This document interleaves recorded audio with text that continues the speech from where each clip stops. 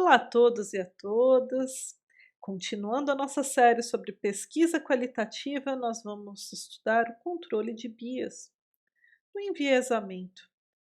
Bem, o que a gente vai ver no vídeo de hoje sobre este controle? Bem, nós verificaremos se a pesquisa é objetiva e neutra no âmbito da pesquisa qualitativa. Também veremos 5 formas de controlar o bias. Terceiro, veremos algumas diferenças entre pesquisa qualitativa e quantitativa, principalmente nesse enfoque quanto à objetividade, a uma pretensa objetividade e neutralidade na pesquisa. E por último, nós veremos como evitar este enviesamento nas conclusões da pesquisa. Bem, então vamos lá? Pesquisa qualitativa. É possível existir uma objetividade e neutralidade nas pesquisas qualitativas? Bem, não é possível ter uma. Nas ciências sociais é muito difícil ter a neutralidade e a objetividade, porque a pesquisa é realizada por um indivíduo que possui valores, possui determinadas crenças, possui determinados elementos culturais, cresceu e desenvolveu-se em determinado ambiente. Não quer dizer que seja um determinismo, mas tem uma série de elementos que constituem e formam aquele indivíduo, formam inclusive aquela personalidade, e isso acaba se manifestando também na pesquisa.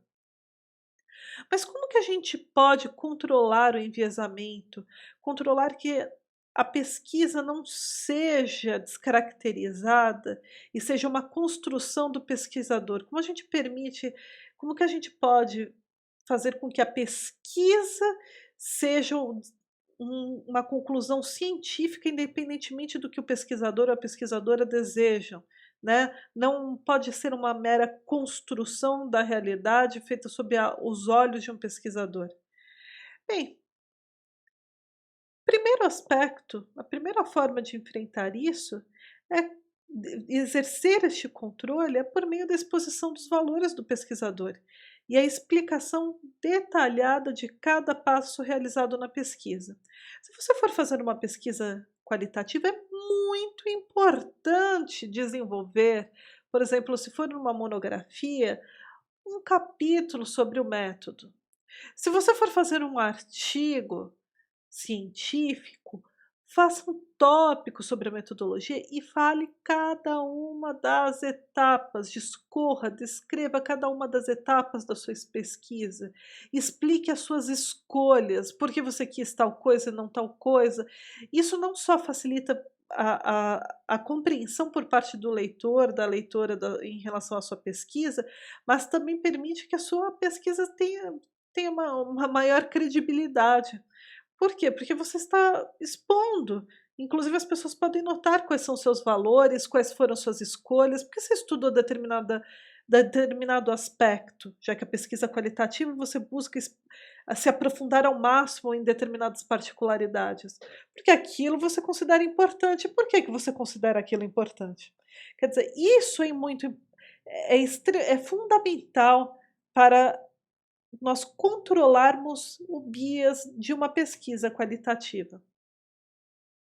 Bem, então vamos ver 5 formas de controle, 5 técnicas, se você preferir se chamar desta forma, de controle desse enviesamento na pesquisa qualitativa. Lembrando-se que é inviável a neutralidade e objetividade integral. Sempre existe influência da perspectiva do pesquisador, da pesquisadora no desenvolvimento do estudo, do trabalho. Bem, uma das formas de controle é o tempo de pesquisa.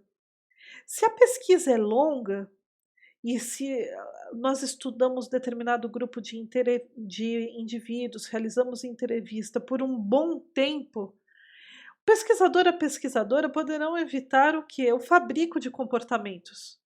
Porque quando a gente estuda por muito tempo determinados grupos, estes não podem fabricar comportamentos, não conseguem manter a uniformidade, começa a ter contradições.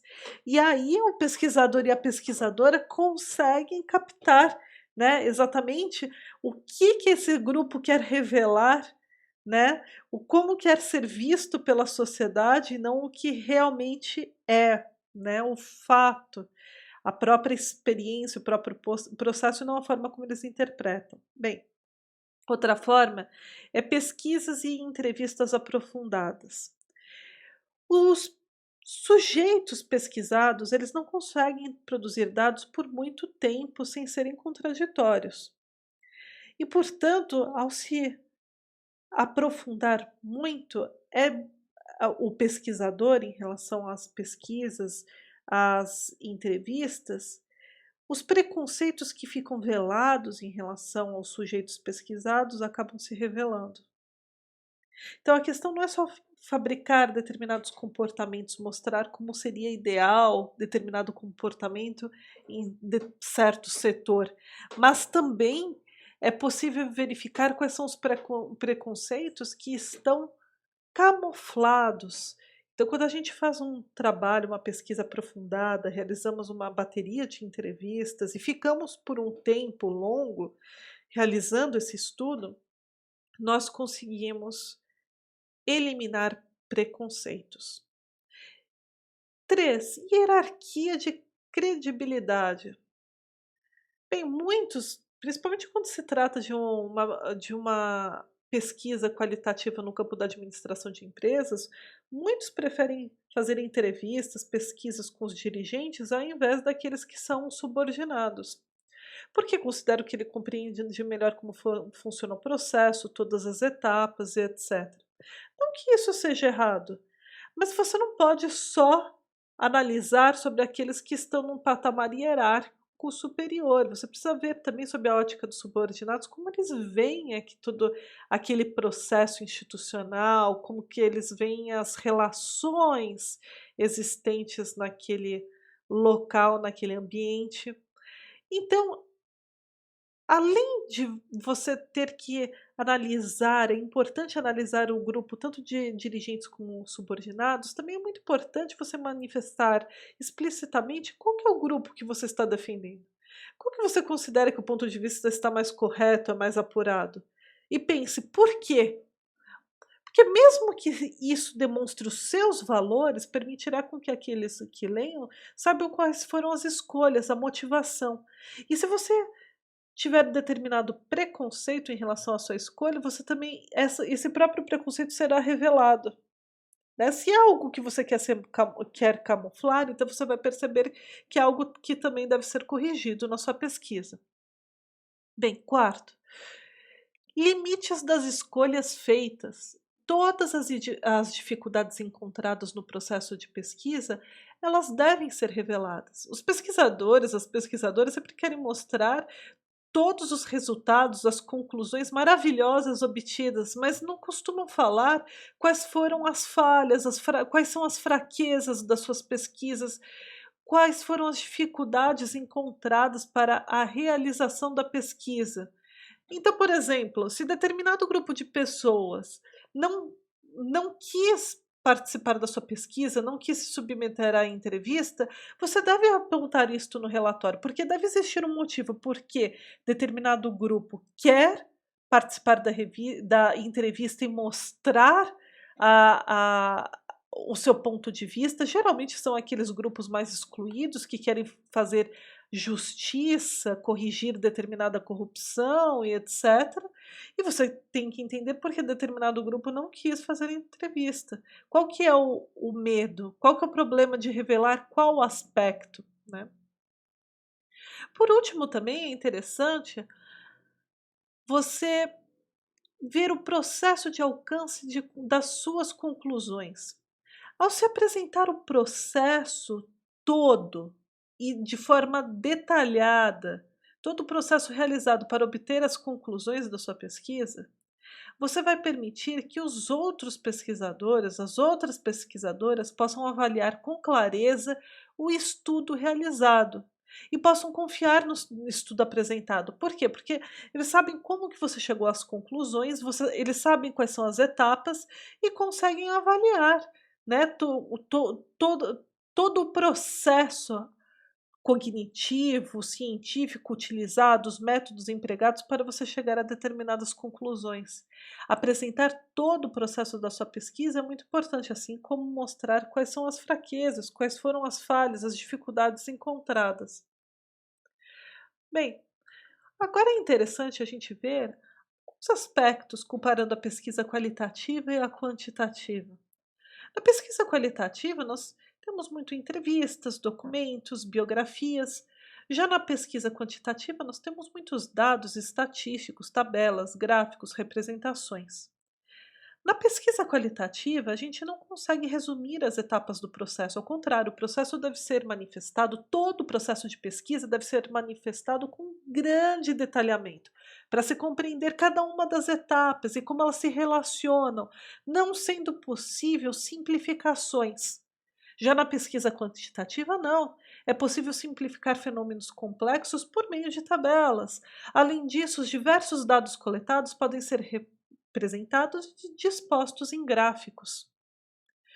Também não podemos esquecer que na pesquisa qualitativa, a gente não busca generalizações, mas sim um conhecimento aprofundado sobre certas particularidades, para compreender melhor a realidade social. Na pesquisa quantitativa, não, a gente busca leis generalizadoras, né, em via de regra, por meio dos dados coletados. Nós buscamos padrões. Bem, na pesquisa qualitativa, os métodos qualitativos destacam as especificidades de um determinado fenômeno. Já os métodos empregados na pesquisa quantitativa exigem objetos passíveis de comparação. Por quê? Porque para você conseguir simplificar, para você obter padrões, para desenvolver leis generalizadoras e universais, você precisa ter elementos que sejam passíveis de comparação. Não é a análise aprofundada de determinado objeto, mas sim objetos passíveis de comparação. Bem, na conclusão da sua pesquisa, como evitar o enviesamento, o bias? Bem, ao se passar muito tempo com determinado grupo, criam-se vínculos emocionais. E aí você não quer expor determinados elementos negativos, aspectos negativos do grupo com que você passou o tempo. Principalmente quando foi uma pesquisa de campo mesmo, porque você vai achar que você está fazendo alguma injustiça, você cria vínculos emocionais, então você não tem uma propensão muito grande, principalmente quando é desenvolvida uma certa empatia com o grupo, para elaborar críticas ou apresentar aspectos negativos daquele grupo. Assim, para evitar isso, porque é um enviesamento, já que você está demonstrando esse vínculo, você está camuflando, né, cancelando a exposição de determinados aspectos na sua conclusão por fatores emocionais. Então, para evitar isso, esse enviesamento, a gente deve elaborar o quê? Uma conclusão muito detalhada. Na pesquisa qualitativa, as conclusões devem ser mais longas, devem reproduzir os relatos apresentados na pesquisa com grande grau de profundidade. Não é só sintetizar na conclusão. A diversidade dos relatos obtidos por variados grupos deve ser apresentada novamente. Por quê? Porque exatamente quando a gente expõe conclusões de diversos grupos, nós mostramos que nós estamos fazendo um levantamento de toda toda aquela questão, toda aquela particularidade analisada. Então, nós conseguimos controlar um pouco esse enviesamento decorrente dessa relação emotiva com um grupo com que você passou muito tempo. Bem, pessoal, espero que tenham gostado deste grupo, deste vídeo. Espero que vocês tenham resolvido as principais dúvidas em relação ao controle e exatamente para não serem questionados na banca examinadora, quer de um TCC, de uma dissertação de mestrado, uma tese de doutorado, para vocês não serem questionados na banca, como que o seu trabalho é científico e não, por exemplo, uma mera biografia tradicional, né? E sim uma pesquisa qualitativa, como você fez o controle do enviesamento, o que é o seu olhar e o que foi coletado objetivamente, como que é, qual é o grau de confiabilidade das suas conclusões, enfim. Espero que tudo isso tenha suas dúvidas tenham sido esclarecidas. E caso vocês tenham gostado, como eu sempre peço, curtam, comentem, compartilhem o vídeo, é muito importante para a gente. A gente quer ajudar o máximo número de alunos e alunas possíveis na sua trajetória acadêmica. E se vocês ainda não se inscreveram, inscrevam-se, clique no sininho aqui abaixo deste vídeo e receba notificações que são diárias. Nós estamos sempre postando novos vídeos que com certeza te ajudarão. Muito obrigada e até o próximo vídeo.